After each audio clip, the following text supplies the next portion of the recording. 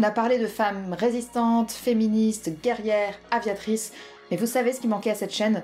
Une vidéo sur l'esclavage aux États-Unis, et sur une femme qui lutte contre ça. C'est ce dont on va parler aujourd'hui avec Harriet Tubman. Araminta Ross est née esclave aux alentours de 1820 dans le Maryland.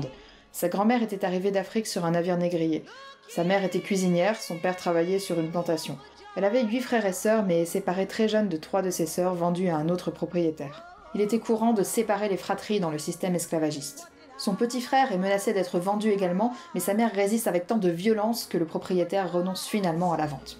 À l'âge de 5 ou 6 ans, elle est louée pour surveiller le bébé et faire les travaux de couture d'une femme, Miss Suzanne, où elle est victime de violences physiques quotidiennes.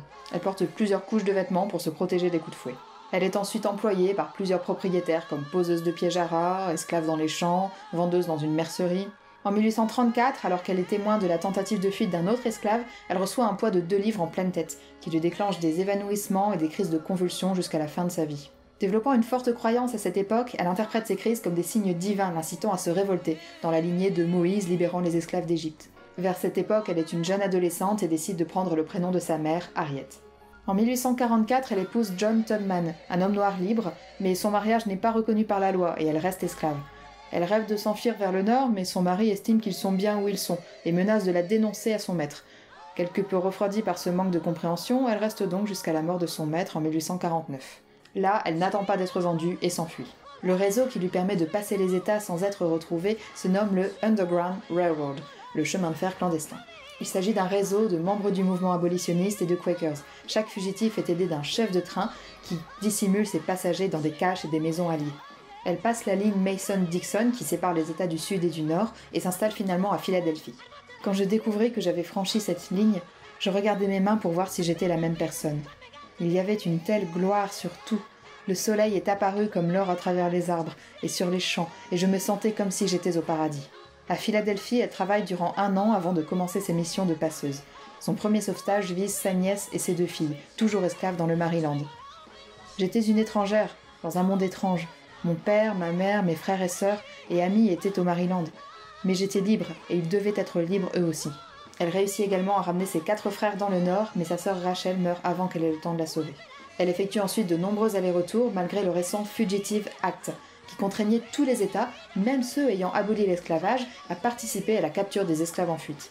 À cause de ça, les routes du chemin de fer clandestin changent et amènent désormais les anciens esclaves au Canada, plus sûr. Elle s'y installe en 1851 dans la petite ville de St. Catharines, qui compte 500 noirs, majoritairement d'anciens esclaves, pour 7000 habitants.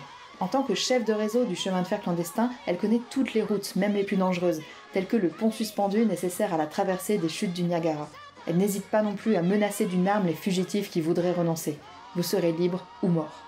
De 1850 à 1860, elle effectue entre 13 et 19 voyages entre le Sud et le Canada, sauvant plus de 70 personnes sans jamais perdre un seul passager.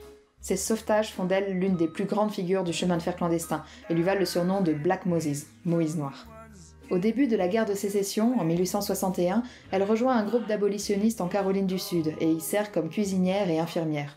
Elle aide aussi à la cartographie des lieux, étant habituée à parcourir les routes.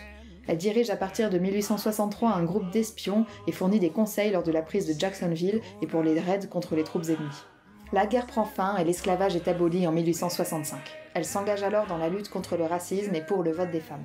Elle participe à des conférences sur la côte est des États-Unis, utilisant son action et celle de nombreuses autres femmes pour montrer que toutes méritent le droit de vote. Sa biographie est publiée de son vivant par Sarah Bradford en 1869, ce qui lui permet de sortir de la misère. Elle se remarie également avec un vétéran de la guerre de sécession et s'installe à Auburn dans l'état de New York et adopte une petite fille.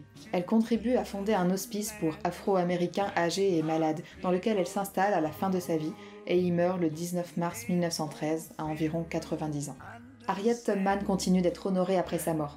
Elle est enterrée avec les honneurs militaires, plusieurs timbres à son effigie sont édités, un musée dans le New Jersey doit ouvrir en 2020 et un biopic sur sa vie doit également sortir cette année. Elle est aussi reconnue comme personne d'importance historique par le gouvernement canadien et un astéroïde découvert en 2010 porte son nom. Le dernier honneur, et pas des moindres, devait également avoir lieu cette année. L'administration de Barack Obama avait décidé en 2017 que Harriet Tubman ornerait désormais les billets de 20 $ américains. Malheureusement et étonnamment, l'administration de Donald Trump est un peu revenue sur la question. Autre priorité, problème de budget, le projet est repoussé à 2028. Elle aurait été la 3e femme à apparaître sur un billet américain et la première personne noire. J'espère que cet épisode vous a plu et j'avais particulièrement envie de sortir une vidéo Gente Dame Badass pour la journée internationale des droits des femmes du 8 mars. Donc voilà, c'est fait.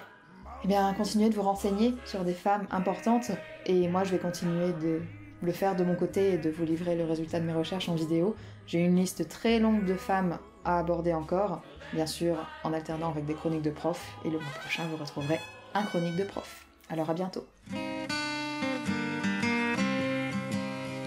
When the sun comes back and the first quail calls